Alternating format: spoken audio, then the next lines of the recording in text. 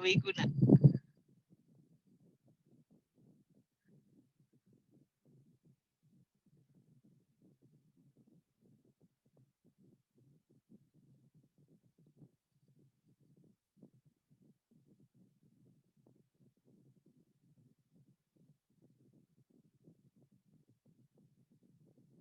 Selamat pagi Mbak Anissa.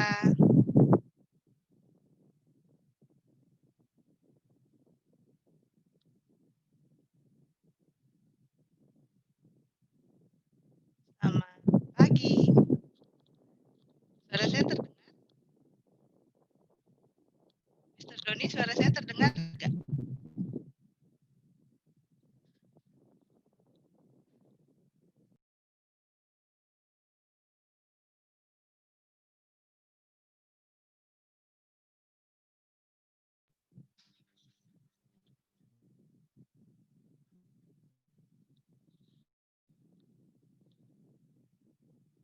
Ya, ini sudah ada 4 dari 6. Kita tunggu sekitar 2 menit lagi ya buat peserta lainnya.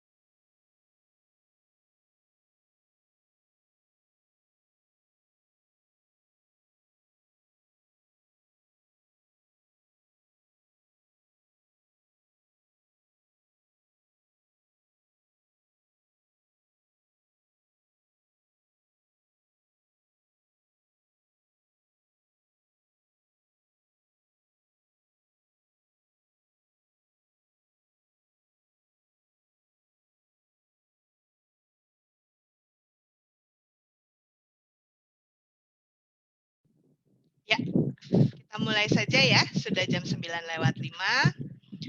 Oke, selamat pagi semuanya. Selamat bergabung di webinar ILP Cikini. Hari ini Mbak Azlia ini masih connecting to audio. Sudah bisa dengar saya belum ya?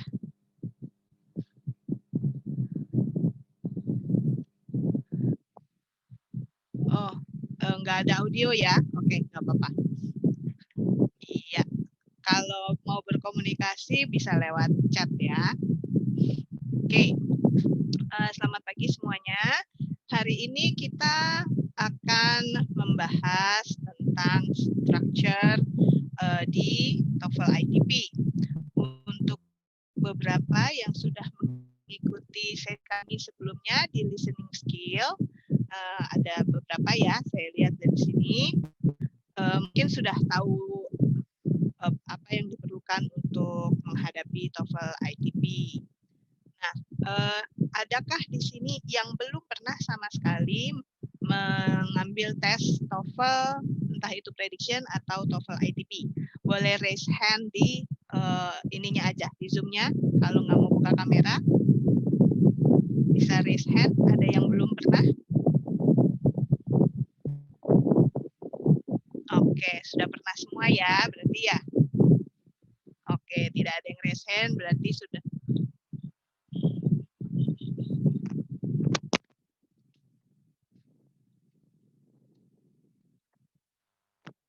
Iya, suara saya masih kresek-kresek.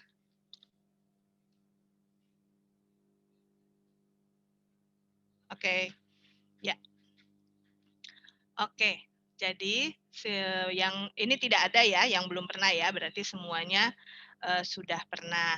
Oke, nah mungkin bagian structure ini yang dianggap paling sulit atau paling menakutkan gitu ya, karena kita harus hafal grammar, kita tidak bisa mengandalkan indera lain selain pengetahuan grammar kita gitu ya.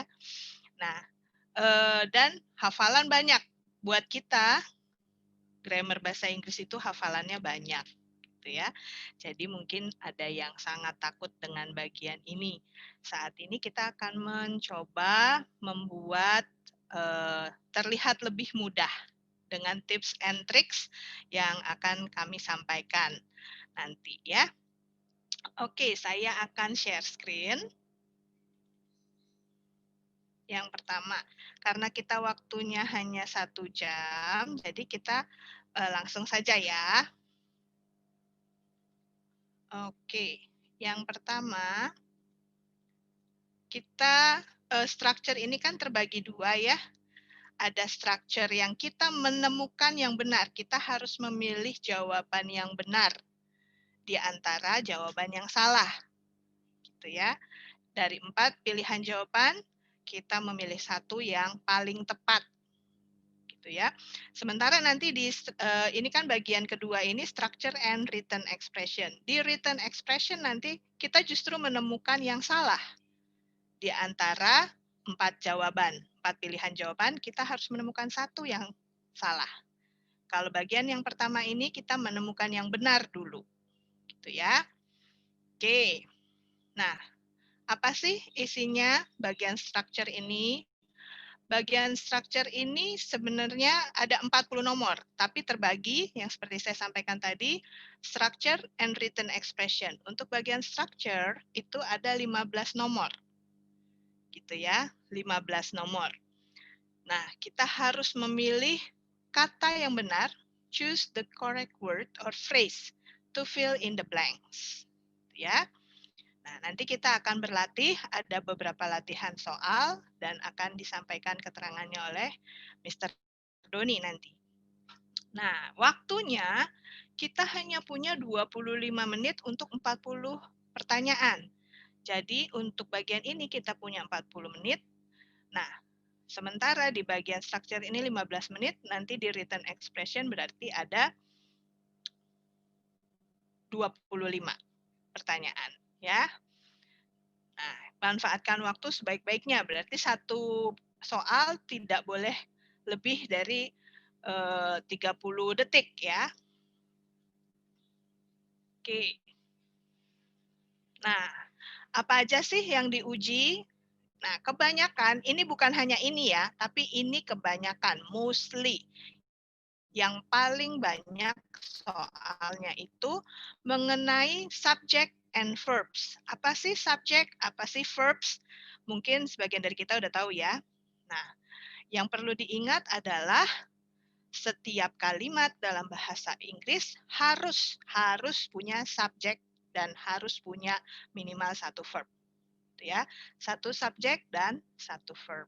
Kemudian yang kedua, yang paling sering diujikan di bagian ini adalah object of preposition. Oke. Noun, pronoun, atau gerund comes after in, at, of, to, by, behind, dan lain-lain. Kemudian itu tidak termasuk dalam subjek. Nanti kita akan lihat contohnya. Kadang-kadang kita hanya ngelihat ada nama orang, maka kita pikir itu adalah subjek. Padahal kalau di depannya ada for misalnya, ya, itu walaupun nama orang dan letaknya di paling depan, dia bukan subjek. Nanti itu bisa kita lihat di contoh soalnya ya. Yang ketiga, apositif. Nah, ini istilah apa sih maksudnya apositif? Gitu ya. Nanti kita akan belajar juga. Apositif adalah noun that comes before or after another noun and have the same meaning. Apa sih maksudnya ini? Gitu ya. Nanti Mr. Doni akan menerangkan dengan lebih detail. Kemudian participle. Participle itu terbagi menjadi present dan past. Kadang-kadang kita dengar kata eating, sending. Kita langsung mikir, oh itu sedang dilakukan. Padahal dalam beberapa kalimat dan kasus tertentu, dia posisinya bukan sebagai kata kerja, tapi sebagai participle. Kemudian yang past, nanti kita akan mendengar kata-kata studied, verb dalam bentuk kedua atau ketiga gitu ya, pakai ed. Kita pikir itu adalah, oh dia past, kata kerja past, sudah lalu. Padahal dia di situ posisinya sebagai participle. Nah, itu nanti akan lebih lanjut dijelaskan lebih detail 4 hal ini yang akan kita pelajari hari ini. Semoga cukup waktunya. Silahkan Mr. Doni, saya serahkan mikrofon kepada Mr. Doni.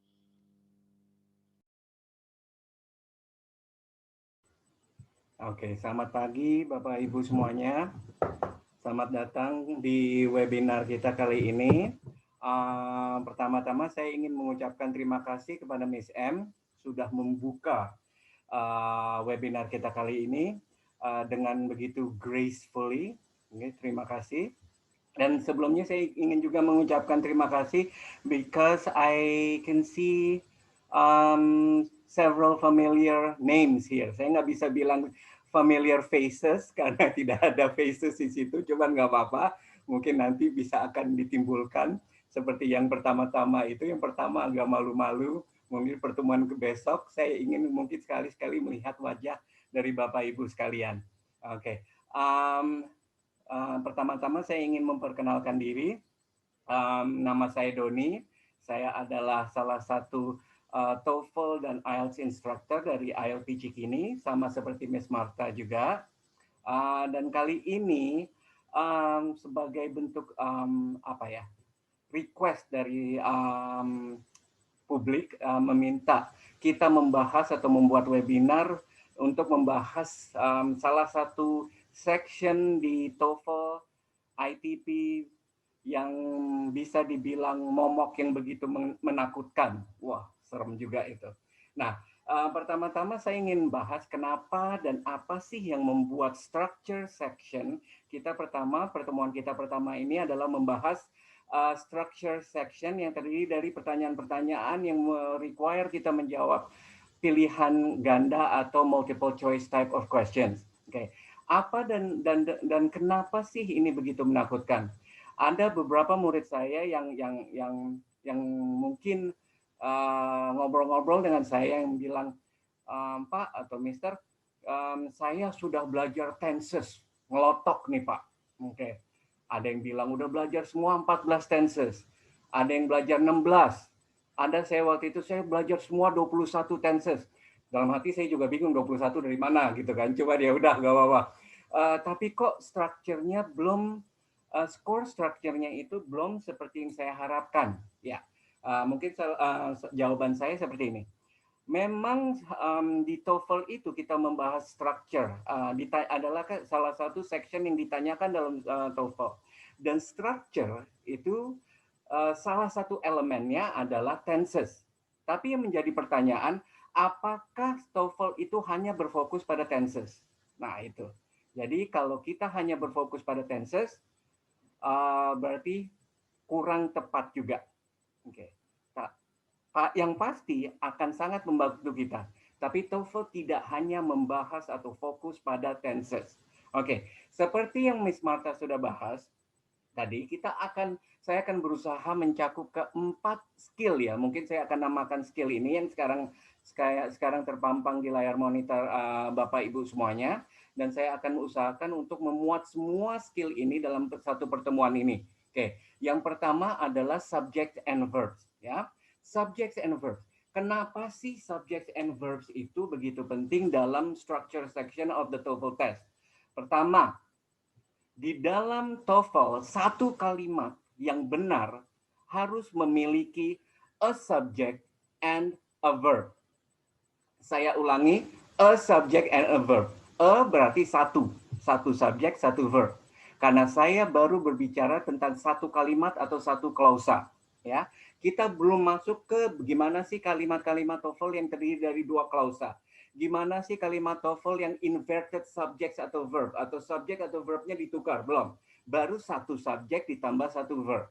Ya, nah, each sentence must have a subject and a verb. Oke, Miss Martha, boleh move on to the next page, please.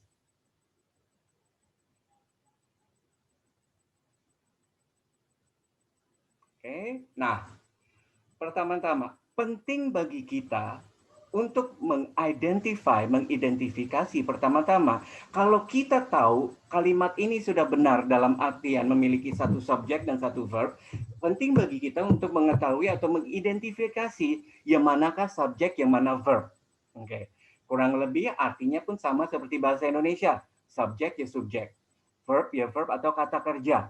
Oke. Nah, sekarang saya di sini kita telah meng-share satu exercise yang dikhususkan untuk mengidentifikasi apakah kalimat itu sudah tepat memiliki satu subjek dan satu verb. Oke. Nah, mungkin untuk exercise kali ini saya tidak akan mengerjakan sampai selesai bersama-sama dengan Bapak Ibu semua karena mungkin akan ada penjelasan-penjelasan saya lebih detail kepada skill-skill yang berikutnya. Oke, tapi sekarang kita fokus ke sini dulu. Subjects and verbs. Exercise 1. Seperti yang Bapak Ibu lihat, misalkan kita fokus ke nomor 1 dulu. Di situ di sebelah kiri ada tulisan I, which means incorrect. Oke. Dan di kalimat itu saya akan baca kalimatnya. Last week went fishing for trout at the nearby mountain lake. Oke. Nah, di sini bagaimana kita mengerjakan exercise-nya adalah menggarisbawahi sekali subjek dan menggarisbawahi 2 kali verb. Oke. Jika kita sudah bisa mengidentifikasi satu subjek dan satu verb, berarti kalimat itu adalah correct. Nah, perlu catatan di sini saya ingin tambahkan ya. Satu verb. Bukan berarti harus mengacu ke satu verb yang terdiri dari satu kalimat saja. Lain. Oke, saya kasih contoh. Misalkan tenses. Tenses present continuous. Apa sih rumusnya? Pasti Bapak Ibu di sini kebanyakan sudah tahu. Subjek tambah to be tambah verb ing. Ingat, to be tambah verb ing. Misalkan saya kasih satu contoh to be saja. Itu adalah is. Is bentuk lampaunya. Garis miring atau dengan kata lain bentuk lampau pasti selalu adalah verb 2. Is menjadi was. Jadi verbnya adalah is. Misalkan kalimatnya adalah he is reading a book. Subjeknya adalah he. Is reading adalah verb. Bukan berarti verbnya itu ada 2. Tapi dari format pattern formula present continuous itu sendiri. Ya. Nah, kita lihat balik lagi ke nomor 1. Yang hanya digarisbawahi 2 kali, which means a verb, di situ adalah went. Oke. Dan kita bisa identifikasi dari kalimat itu, kalau kita tidak mengidentifikasi adanya subjek. Oleh karena itu, kalimat nomor 1 adalah incorrect. Oke. Nomor 2, di situ ditulis say, which is correct. Saya baca kalimatnya. A schedule of day's event can be obtained at the front desk. Oke. Nah, di sini saya nyalakan dulu sebentar ya. Annotation-nya. Oke. Kita sekarang maju ke nomor 2. Oke. Nah, seperti saya bilang, apakah itu format atau formula seperti tenses maupun rumus dari Setuju semuanya kalau kalimat kedua adalah kalimat pasif. Kalimat pasif formulanya objek tambah to be tambah verb 3. Lagi-lagi, ini bukan double verb, tapi rumus dari passive voice. Modal ditambah to be ditambah verb 3. Yang tidak atau belum dia garis bawahi di sini, yang perlu Bapak Ibu ingat sekalian adalah jika kalian menemui atau melihat noun di depan kalimat, dia pasti berfungsi sebagai subjek. Ya. Okay. A schedule of the day's events. Ini adalah noun atau dengan kata lain dia adalah subjek. Kalimat itu sudah lengkap dengan satu subjek dan juga dengan satu verb, which makes sentence number 2 correct. Oke, saya akan tambahkan satu lagi sebelum kita menuju ke skill yang sangat amat penting menurut saya pribadi. Oke, nomor 3 sekarang. Sebentar. Mr. Doni, sebentar. Ini ada yang chat, katanya slide-nya nggak ada. Yang lain bisa lihat slide-nya? Oh, mungkin ada yang, apakah slide-nya sudah muncul di bawah? Oke, ada yang bisa. Oh, saya bisa. Oke. Oh, mungkin ini sinyal kali ya yang nggak bisa lihat. Oh, ini 1 bisa, 2 bisa. Oh, yang lain bisa ya? Berarti mungkin yang nggak bisa lihat slide-nya, mungkin sinyalnya. Gitu ya. Ini oke, 4 bisa. Ya, oke. Berarti lanjut Mr. Doni, mungkin sinyal. Untuk menjawab. Terima kasih. Ya mungkin di Ya. atau keluar sekali lagi mungkin dan masuk kembali Ibu atau Bapak. Terima kasih. Oke, thanks Miss M. Nah, nomor 3 saya ulangi lagi, saya akan baca kalimatnya. A job on the day shift or the night shift at the plant available. Oke. Gampang. Pertama, seperti yang saya bilang, jika Bapak Ibu menemui noun di depan kalimat, dia sudah pasti subjek. Kecuali dia adalah object of preposition. Apa itu? Habis ini saya akan jelaskan. Oke. Kita sudah dapat subjeknya.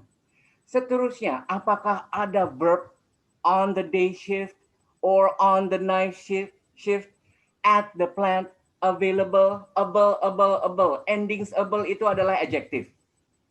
Berarti tidak adanya sebuah verb di situ, which makes the sentence incorrect. Oke, baik. Nah, mungkin bisa dilanjutkan lagi sendiri di rumah nanti. Oke, jika ada pertanyaan nanti Miss M akan juga memberikan informasi tentang nomor telepon saya dan juga Miss Marta sendiri. Oke, Miss Marta boleh boleh melanjutkan ke halaman berikutnya. Nah, ini adalah skill favorit saya pribadi. Karena menurut saya, skill yang saya akan jelaskan berikut ini adalah skill yang sangat amat penting. Oke, ini dia. Ini adalah hal yang pertama-tama saya lakukan setiap kali ingin menjawab soal dalam structure section of the TOEFL test. Objects of preposition.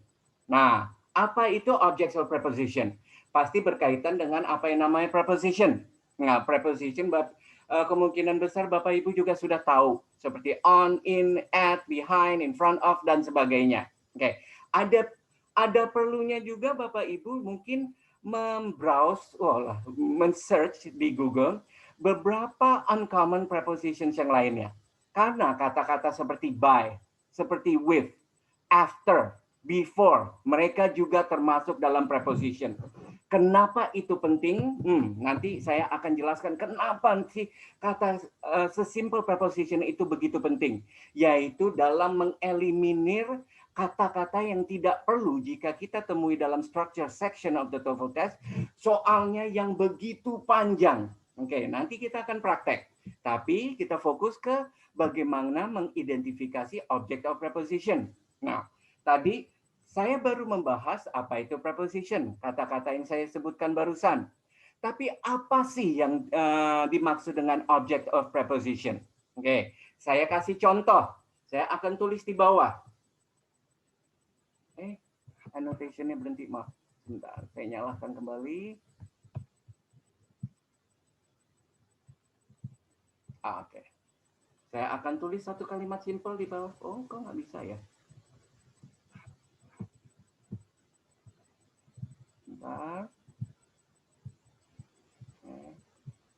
harus di ininya ya. Oke.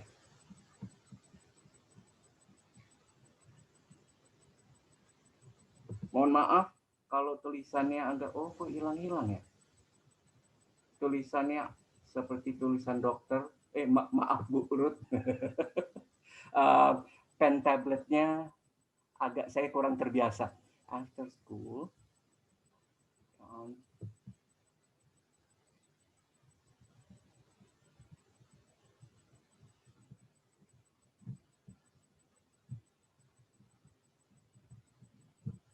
Maaf, nanti saya akan baca ulang ya.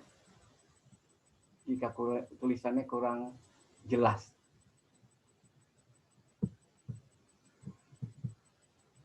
Oke, maaf. Oke, saya akan baca. Kalimat yang saya tulis di atas adalah after school, John will take a trip to Bandung by train. Oke. After school, John will take a trip to Bandung by train. Ini adalah hal yang pertama kali saya lakukan dalam setiap menjawab soal dari structure section of the TOEFL test. Mengidentifikasi preposition. Dari kalimat ini, saya akan cari prepositionnya. Seperti saya bilang sebelumnya, before dan after juga adalah, enggak, adalah preposition. Setelah itu, by juga, with juga preposition. Nah, apa itu objects of preposition? Objects of preposition adalah preposition ditambah noun. Ingat noun. Oke. Nah, saya dapat yang pertama. Preposition yang pertama adalah after. School adalah noun. Nah, untuk setiap object of preposition mungkin saya akan tulis dalam kurung. Ini adalah object of preposition yang pertama saya identifikasi. Kedua, by adalah preposition.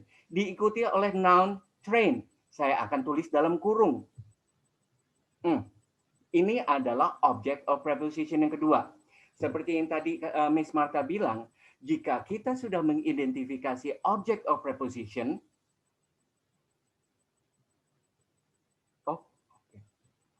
diketik, oke boleh. Ada saran dari Bapak Bion, Miss Martha, mohon maaf, boleh bantu saya nggak Miss Martha?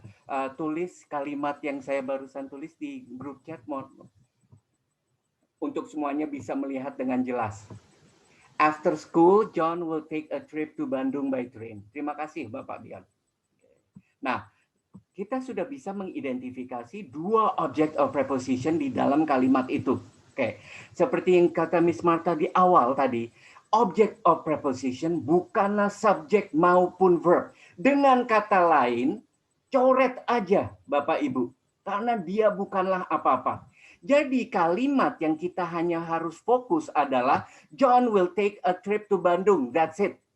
Dari kalimat yang sudah dipendekkan ini, yang manakah subjeknya, yang manakah will-nya? John sudah pasti subjek. Will take adalah verb karena modal ditambah infinitif. Oke. Nah, kalimatnya sudah lengkap. Maksud saya seperti ini. Satu contoh aja. Jika kita belum mengetahui skill object of preposition ini, kita mungkin akan consider after school ini sebagai subjek atau mungkin verb. Padahal dia tidak berfungsi sebagai apa-apa, tidak penting. Oke, nah exercise. Nomor 1, kalimatnya adalah correct. Saya akan baca dulu. The interviews by radio broadcasters were carried live by the station. Oke, ini adalah object of preposition yang pertama. Karena prepositionnya adalah by. Ada by lagi di sini. Saya bisa tulis dalam kurung. Jadi kalimatnya cuma the interviews dengan were carried live. The interviews, lihat ada kata the. Berarti jelas-jelas dia adalah noun. Noun di depan kalimat adalah subject. Nah, were carried. To be ditambah verb 3. Dia adalah kalimat pasif, which makes it a verb. Sudah lengkap kalimat itu dengan satu verb dan satu subjek dengan satu verb. Oleh karena itu, correct. Number 2, saya akan bacakan dulu. In the last possible moment, before take off, took his seat in the airplane. Okay. Object of preposition yang pertama dimulai dengan preposition in. Seperti saya bilang tadi, before dan after juga sebuah preposition. Oleh karena itu, dilingkari sama dia sebagai object of preposition kedua. Took sudah jelas-jelas verb 2 atau mungkin verb 3, tapi kita tahu we get the idea that took itu adalah sebuah verb. Oleh karena itu digarisbawahi 2 kali. Dan ada satu lagi di sini, preposition. Nah, tapi di sini sudah ada verb yang dan jawabannya tetap incorrect. Apa sih yang membuat kalimat itu tetap tidak benar? Yaitu tidak adanya sebuah subjek di situ. Oke. Nah, satu lagi sebelum kita menuju ke 2 skill yang berikutnya, setelah itu diakhiri dengan exercise dari soal TOEFL yang sebenarnya. Number 3, at the neighborhood flower shop, flowers in quantities of a dozen or a half dozen can be delivered for free. Identify the preposition yang pertama kali. Oke, saya mungkin kalau Bapak Ibu melakukan tes offline, pakai aja pensilnya, gunakan pensilnya. Ada at, ada in, ada for. Oke. Berarti object of preposition adalah preposition sampai dengan noun-nya. Bukan sampai neighborhood, bukan sampai flower, tapi sampai shop. Oke. Misalkan ingat, satu noun bisa dijelaskan oleh begitu banyak adjective. Saya kasih satu contoh, misalkan, yesterday I met a young beautiful girl. Young sama beautiful adalah 2 adjektif yang menjelaskan noun girl. Sama seperti ini, neighborhood, flower, menjelaskan toko macam apa itu. Oke. Nah, object of preposition yang kedua, in quantities. Nah, ini jumlah kita bicara. Of a dozen, ada selusin atau setengah lusin. Kalau saya bilang object of preposition-nya, saya tulis sampai sini, bukan sampai sini. Karena ada kata or. Kita sudah dapat.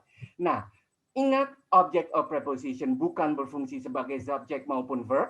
Oleh karena itu yang saya tulis dalam kurung bisa dihilangkan. Setelah dihilangkan, yang pertama kali, noun pertama kali dalam kalimat adalah flowers. Noun yang pertama kali dalam kalimat juga berfungsi sebagai subjek.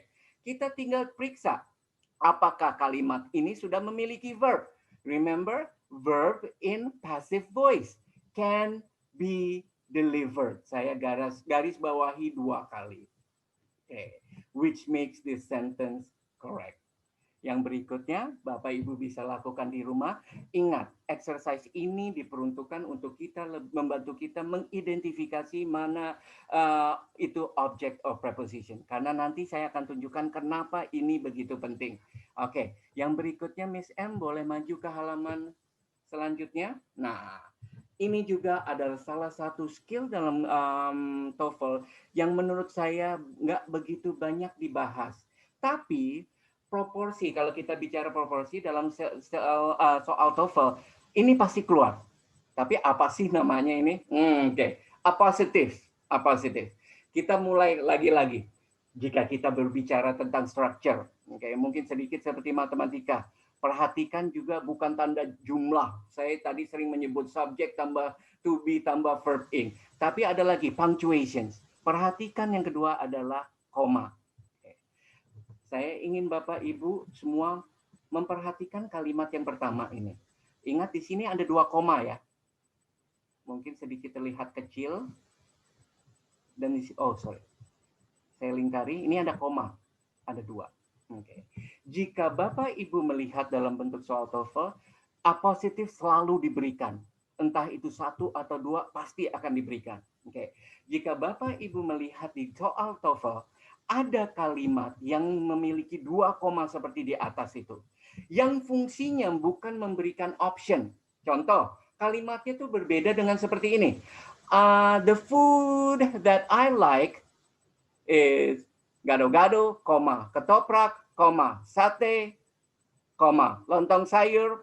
Nah, ini beda ya kalimatnya. Maksudnya fungsi koma di sini bukan untuk memberikan option-option yang berbeda. Tapi saya akan baca. Tom, a really good mechanic, is fixing the car. Nah, jika Bapak Ibu melihat ada kalimat yang bentuknya seperti ini dengan 2 koma, ini kemungkinan besar adalah appositif. Tapi apa sih appositif itu? Apositif adalah saya akan lingkari di sini. Gampang. Untuk menjawab pertanyaan saya, apakah apositif itu? Saya akan rubah dalam bentuk pertanyaan juga. Saya akan tanya ke Bapak Ibu sekalian, what is the name of a really good mechanic? Menurut kalimat itu, pasti semuanya akan menjawab Tom. Okay. Saya akan bikin pertanyaan lagi, who is Tom? Dalam kalimat itu, mungkin Bapak Ibu akan menjawab, he is a really good mechanic. Nah, okay. Apositif adalah noun atau pronoun yang terletak di sebelum noun yang lainnya atau sesudah yang mengacu ke hal yang sama. Seperti Bapak Ibu yang lihat di sini, Tom refers to a really good mechanic. Dan begitu juga sebaliknya, a really good mechanic itu bernama Tom. Okay. Tapi jika Bapak Ibu melihat formatnya di dalam kalimat seperti yang pertama ini dengan bentuk 2 koma, apositifnya lah yang terletak di tengah-tengah koma. Jadi rumus ini adalah rumus subjek, apositif, verb. Okay. Tapi ada satu catch di sini. Jika menyangkut apositif, dia bisa diberikan dalam 2 bentuk rumus. Bedanya apa? Yang rumus pertama dengan layout 2 koma, yang kedua dengan hanya 1 koma. Dengan kalimat yang sama, oke, saya akan bacakan contoh yang diberikan.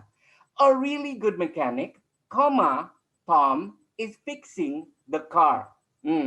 Jadi di sini jika ada 1 koma, apositifnya yang di depan. Setelah itu koma, setelah itu subjek ditambah verb.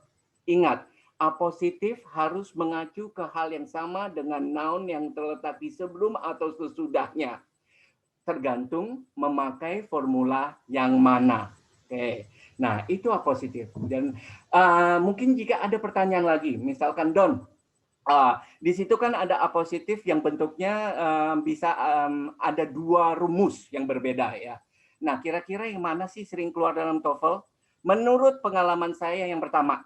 Okay. Menurut pengalaman saya. Okay. Bukan berarti yang kedua tidak akan diberikan. Saya tidak tahu. Mungkin aja. Tapi saya bisa bilang saya tidak pernah melihat soal apositif bentuk yang kedua. Oke, karena kalau misalkan Bapak Ibu sendiri browse, apositif yang keluar yang pertama kali adalah rumus pertama. Oke. Nah, kita sekarang coba exercise-nya juga. Exercise-nya bagaimana mengidentifikasi apositif dalam kalimat. Dia akan melingkari apositif, menggarisbawahi sekali subjek, menggarisbawahi 2 kali verbnya. Nomor 1 di situ tertulis correct.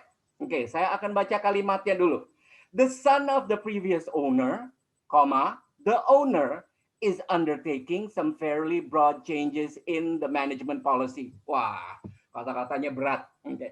Ya, nah ini ada koma di sini. Nah, setelah ada koma di sini ada noun. Kalau ada noun, yang saya akan periksa adalah ini kalimat nanyain tentang apositif atau bukan. Oke. Caranya adalah kita periksa apakah antara yang dilingkari dengan sesudahnya itu mengacu ke hal yang sama. Misalkan kita bicara tentang sebuah perusahaan di sini. The son of the previous owner. Putra dari owner perusahaan ini yang sebelumnya. The new owner. Yang mana sekarang putra tersebut menjadi owner yang baru perusahaan ini. Make sense. Bisa nyambung. Berarti kita bicara apositif di sini. Yang dilingkari adalah apositifnya. Yang noun berikutnya setelah koma adalah subjek. Berarti nomor 1 ini adalah apositif yang menggunakan hanya 1 koma atau dengan kata lain rumus kedua. Oke. Kok hilang? Oh iya. Yang kedua. Ada apositif, ada subjek, ada verb. Correct. Number 2. Last semester, a friend, graduated, cum laude from university. Cum laude, bukan cum laude. Oke. Nah, berikutnya kita periksa ada 2 koma apositif. Kemungkinan besar adalah rumus yang pertama. Kita tinggal meriksa yang sebelum dan sesudah koma nyambung nggak atau ngomongin hal yang sama. Yang pertama, subjeknya adalah last semester. Apositifnya adalah a friend. Tidak nyambung. Satu ngomongin tentang keterangan waktu, kedua tentang seseorang. Dari situ saja sudah salah, nggak usah periksa yang lainnya. Berarti di situ incorrect. Oke, seperti exercise yang sebelumnya, mungkin Bapak Ibu bisa lanjutkan sendiri. Nah, kita agak sedikit membahas yang agak sedikit berikutnya ini. Dua skill kita jadikan menjadi satu. Kenapa? Lebih simple menjadikannya menjadi satu soalnya. Oke, Miss Martha, could you please move to the next slide?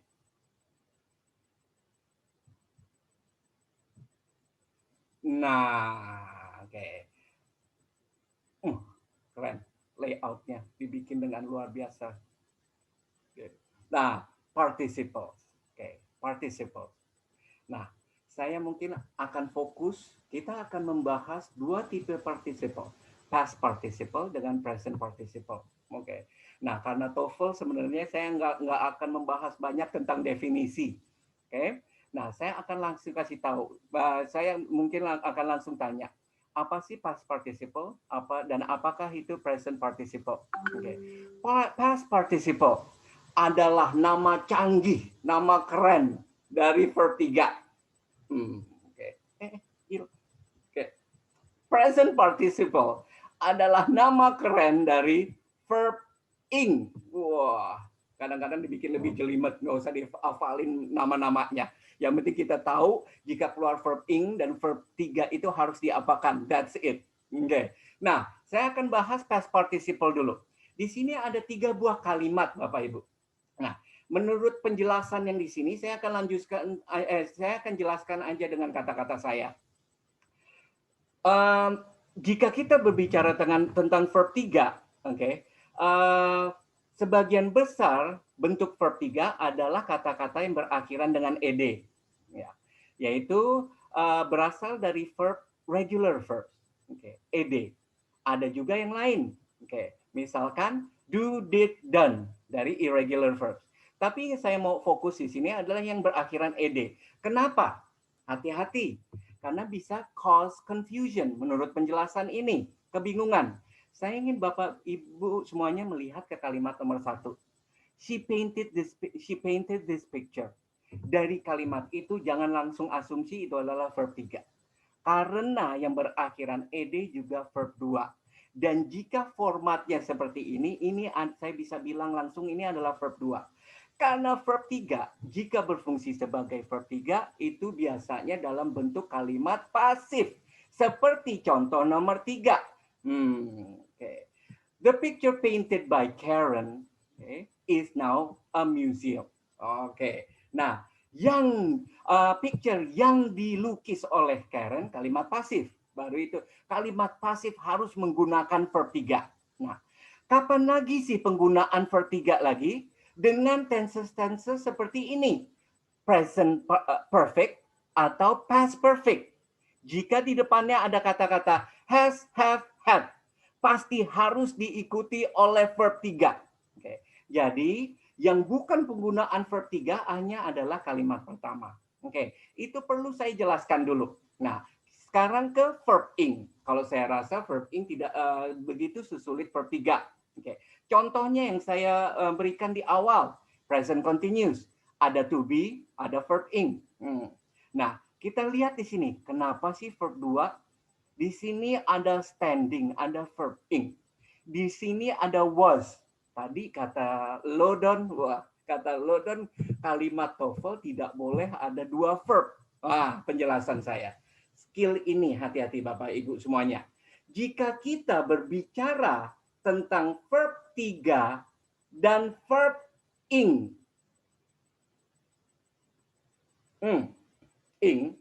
Dia bisa memiliki 2 function. Pertama, bisa berfungsi sebagai adjective. Kedua, bisa berfungsi sebagai verb. Mungkin ini yang jarang dibahas sebelumnya. Kita langsung dalam logik kita, begitu terdengar kata verb 3, verb ing, udah pasti verb. No. That's not always true. Mereka berdua bisa berfungsi sebagai adjektif. Contoh, oke. Pertama, past participle. Lihat di sini.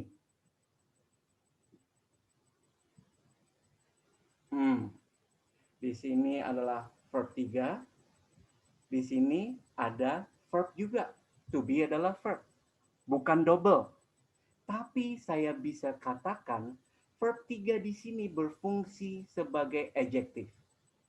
Jadi kesimpulannya, jika menyangkut when it comes to verb 3, Bapak-Bapak Ibu semuanya, jika di depannya tidak ada kata has, have, had, dengan to be di depannya, ini ditambah verb 3, jika ada kata has, have, had, lalu dilanjuti oleh verb 3, maka verb 3-nya itu berfungsi sebagai verb. Begitu juga sebaliknya. Jika verb 3-nya di depannya tidak ada kata-kata has, have, had, to be, si verb 3 ini sebagai adjektif. Lihat nomor 3. The picture painted by Karen is now a museum. Di sini di depan painted tidak ada have, has, had. Oleh karena itu berfungsi sebagai adjektif. Lihat, soalnya memiliki satu subjek. Tapi di sini adjektif. Belum dikatakan benar dalam TOEFL jika belum memiliki verb. Verb yang mana? Oleh karena itu masuklah si is. Jadi untuk menjadikan kalimat ini benar, memiliki satu subjek dan satu verb yaitu is. Verbnya bukan painted. Nah, sama seperti verb ing, Bapak-Bapak Ibu semuanya. Verb ing yang ini bisa berfungsi sebagai adjektif dan bisa berfungsi sebagai verb. Contohnya di kedua kalimat ini. Jika Bapak Ibu melihat di dalam kalimat ada verb ing, lingkari, tandai dulu. Setelah itu di depannya ada to be atau enggak. Seperti ini kalimat nomor 1, ada to be. Berarti verb ing-nya sebagai verb. Subjeknya adalah the boy, standing adalah verb lengkap. Nomor 2, verb ing-nya di depannya tidak ada to be. Oleh karena itu berfungsi sebagai adjektif. Nah, subjeknya adalah the boy, adjektifnya standing. Untuk membuat kalimat ini tetap benar secara TOEFL, harus ada verb, yaitu oleh karena itu dimunculkanlah ini untuk membuat kalimat verb was ini, untuk membuat kalimat itu menjadi benar. Nah, example. Soal seperti 2 example di bawah inilah yang Bapak Ibu akan temui di dalam soal TOEFL sebenarnya. Oke. Nomor 1 dulu kita fokus. The child playing in the yard is my son. Coba kita pakai skill yang sudah dipelajari. Pertama kali yang saya lakukan adalah object of preposition. Sampai dengan noun. Ingat, sudah dapat object of preposition yang pertama, ini coret aja. Berarti kalimatnya tinggal the child, bla bla bla bla, playing is my son. Setelah itu, di depan kalimat, jika dimulai oleh noun, dia adalah subject. Ini adalah checklist, bukan verb ya. Checklist, sorry. Oke. Nah, ini adalah verb ing. Kita belum tahu verb ing-nya berfungsi sebagai verb atau adjektif. Tapi di kalimat selanjutnya ada verb. Kalimat ini sudah lengkap. Ada subject, the child. Ada verb, is. Oleh karena itu, verb ing ini harus hanya berfungsi sebagai adjektif. Dengan kata lain, kita tidak boleh mencari subjek atau verb lainnya di pilihan jawaban. Cara paling gampang supaya menghindari double verb, coret verb dulu. Is adalah verb, was adalah verb, coret. Pilihannya tinggal he dan now. Ingat, kalimat TOEFL tidak boleh memiliki double verb dan double subject. Saya bisa coret C. Karena kalau saya pilih he, double subject. Jawaban yang mungkin pada awalnya kita kira tidak begitu penting, sebenarnya adalah jawaban yang seharusnya. The child now playing in the yard is my son. Oke. Nomor 2, the packages blank blank blank mailed at the post office will arrive Monday. Lagi-lagi, object of preposition. Prepositionnya sampai sini. Post office, saya tulis dalam kurung. Saya bisa coret keseluruhan ini. Habis itu ada verb 3. Tapi masih menjadi pertanyaan. Apakah verb 3 di situ berfungsi sebagai verb atau adjective? Kita identify lagi. Di kalimat itu ada verb nggak? Oh, dapat di sini kita verb. Berarti kalimat ini sudah lengkap. Sudah lengkap dalam artian subjeknya adalah the packages, verbnya adalah will arrive. Berarti si mailed ini harus tetap berfungsi sebagai adjective. Dengan kata lain, kita eliminir subjek dan kita eliminir verb di pilihan jawaban supaya tidak menjadi double. Verbnya apa aja? Have itu verb, coret. Were to be adalah verb, coret. Them adalah pronoun. Tidak pernah pronoun selalu ditempatkan setelah subjek. Kita tidak bisa bikin kalimat seperti ini, misalkan. The students, them, are studying in the classroom. Tidak bisa. Nah, berarti pilihan jawabannya hanyalah jawaban ini yang mungkin awalnya kita kira jawaban yang nggak penting atau justru mungkin bukan menjadi pilihan jawaban. Jadi itu yang terakhir mungkin skillnya adalah participle. Lagi-lagi objek menurut saya pribadi, subject and verb. Yang menurut saya penting adalah object of preposition. Itu yang selalu saya lakukan dulu, mengidentifikasi. Setelah itu, mengidentifikasi apakah verb 3 atau verb ingin kita lihat adjective atau verb. Jika kita salah mengidentifikasi, bisa kemungkinannya double verb. Oke. Nah, Miss Martha, boleh selanjutnya kita maju ke slide berikutnya. Oh, mungkin masih ada, walaupun wajahnya tidak di situ. Oke. Nah, terakhir Bapak Ibu semuanya, ini saya langsung aja ke soal terakhir, Mbak. Ini exercise untuk mengidentifikasi si verb 3 dan ini ada 10 soal ya. Kita coba eksekusi beberapa soal dan kita make into practice skill-skill yang kita telah bahas sebelumnya. Nah, mungkin saya akan pilih kalimat nomor 10. Karena kenapa? Kalimat nomor 10 ini agak panjang dengan kata-kata yang begitu high class menurut saya. Oke, saya akan baca dulu.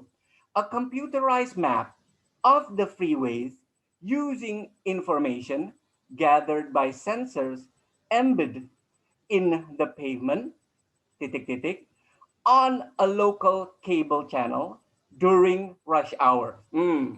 Jika Bapak Ibu melihat kalimat yang begitu panjang, kadang-kadang soal-soal setelah nomor 6 itu soalnya begitu panjang. Ya. Nah, begitu melihat soal seperti ini, kita jangan ketakutan dulu. Oke. Kita sudah tahu caranya sebenarnya. Oke. Saya akan mengaplikasikan kelima skill yang sudah saya bahas tadi. Sehingga bisa memudahkan atau membuat kalimat ini begitu simple. Oke. Lihat, semua yang diawali oleh artikel, the, this, that, those, pasti diikuti oleh noun. Ya.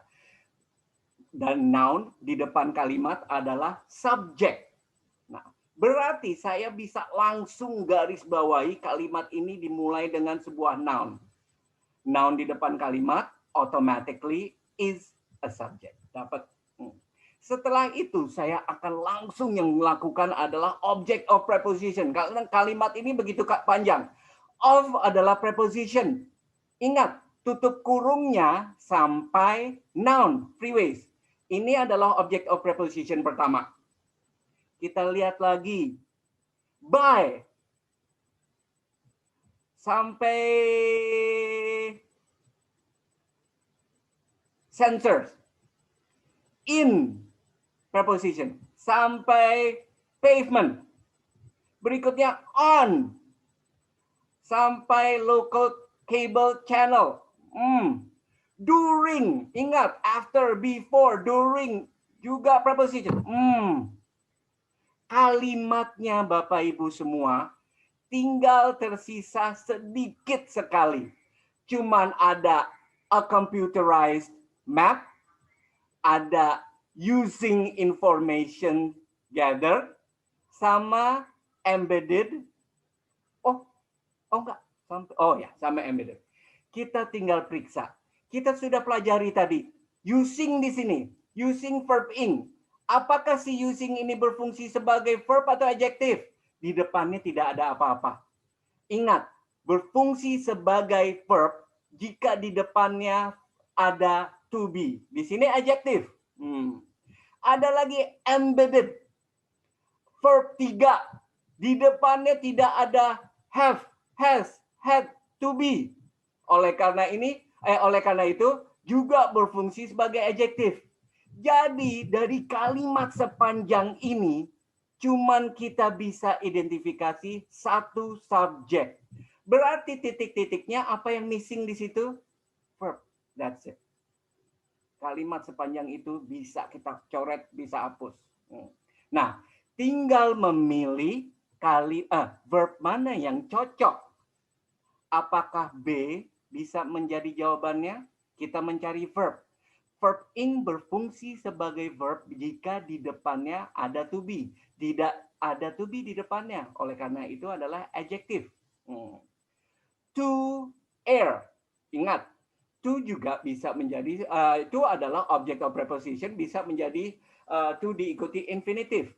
Tapi tidak ada rumus yang mengatakan di situ, sebuah verb 3 atau verb ing harus diikuti have, has, had, atau to. Tidak ada.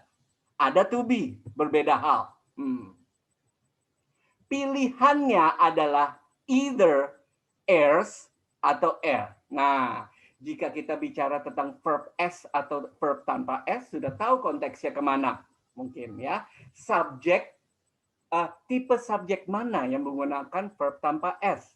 Yaitu he, she, it, name. I go. Misalkan yang S, sorry. He goes, she goes. Jason goes, pakai S.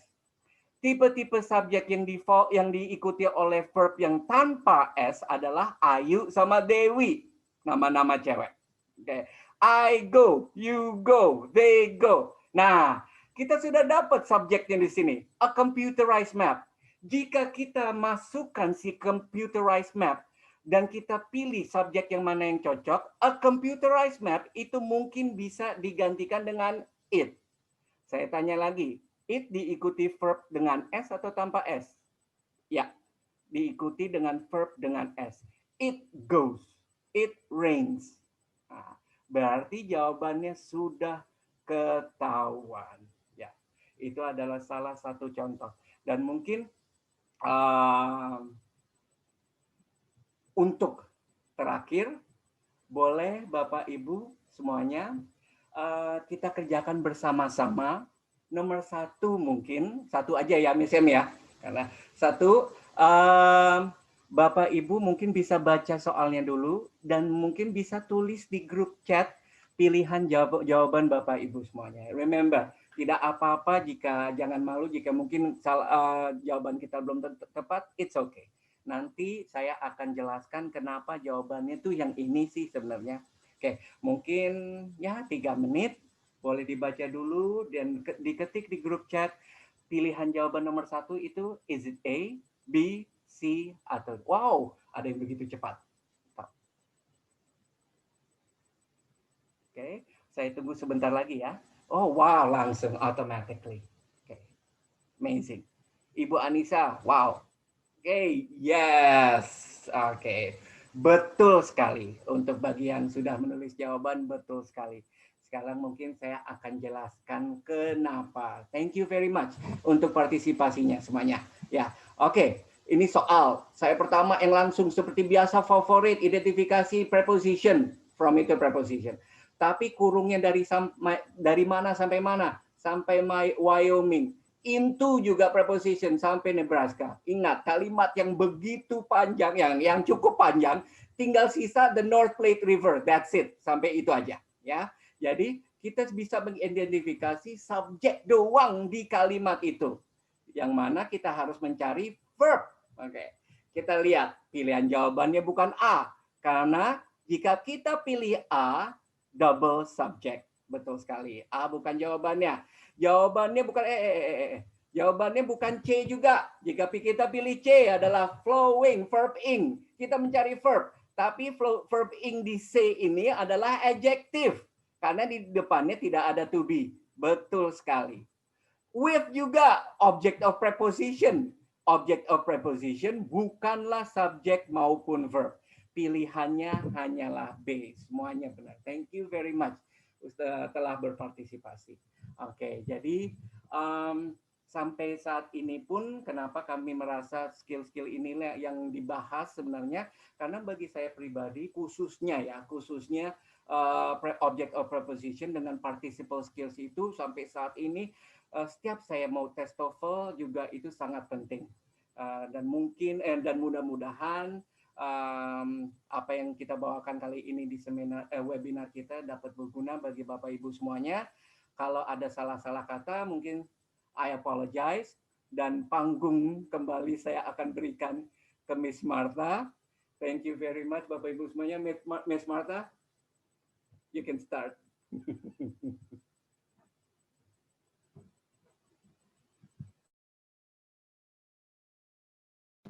Yes, ya.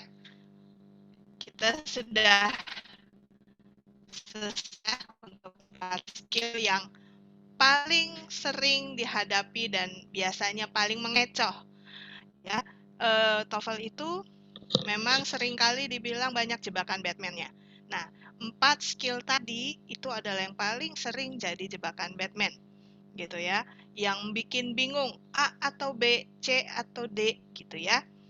Nah, semoga dengan tips dan triks yang tadi kami sampaikan itu bisa membantu Bapak Ibu untuk lebih cepat menemukan jawaban pada saat melakukan tes TOEFL nanti.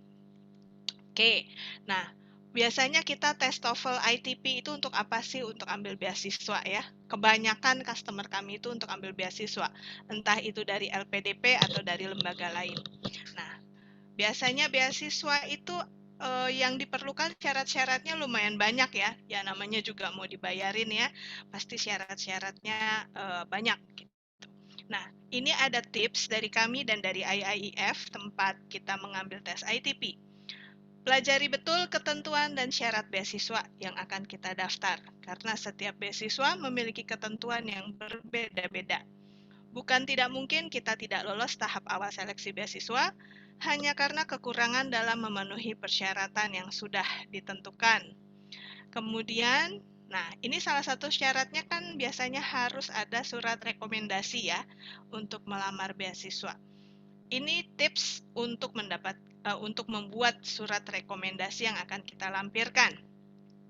Surat rekomendasi atau referensi berkontribusi cukup besar terhadap penilaian apakah Bapak Ibu layak untuk lolos mendapatkan beasiswa.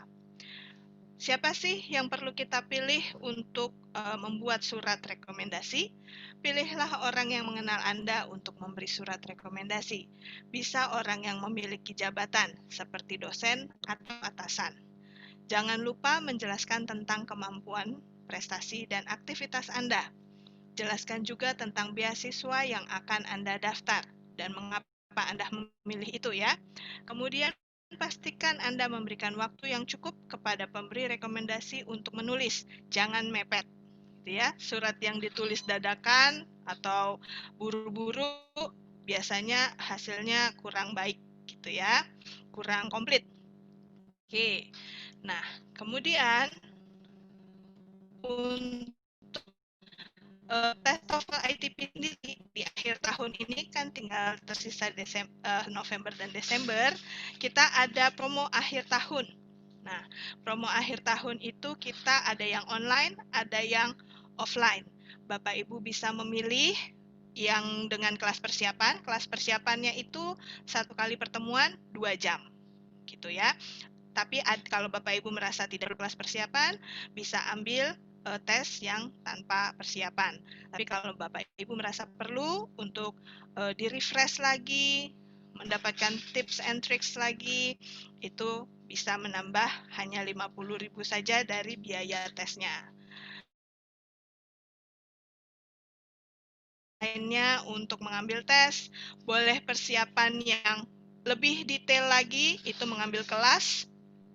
Satu kelas itu, satu term itu sekitar 15 kali pertemuan. Satu pertemuannya 2 jam. Jadi totalnya 30 jam. Di sini ada biaya-biayanya. Jika Bapak Ibu merasa perlu, silahkan menghubungi nomor WhatsApp ALP Cikini di sini. Ya. Kemudian yang terakhir, jika Bapak Ibu memiliki pertanyaan mengenai materi yang tadi kami sampaikan, silahkan menghubungi kami di nomor WhatsApp kami. Gitu ya. Mohon maaf mungkin kadang agak slow respon kalau kami sedang mengajar, tapi kami akan berusaha membalas secepat yang kami bisa. Gitu ya. Oke, demikian yang dapat kami sampaikan. Kita akan bertemu minggu depan untuk membahas written expression. Memilih jawaban yang salah di antara pilihan yang benar. Gitu ya. Oke, sampai di sini selamat siang. Semoga semuanya bermanfaat dan kita berjumpa lagi di minggu depan. Terima kasih.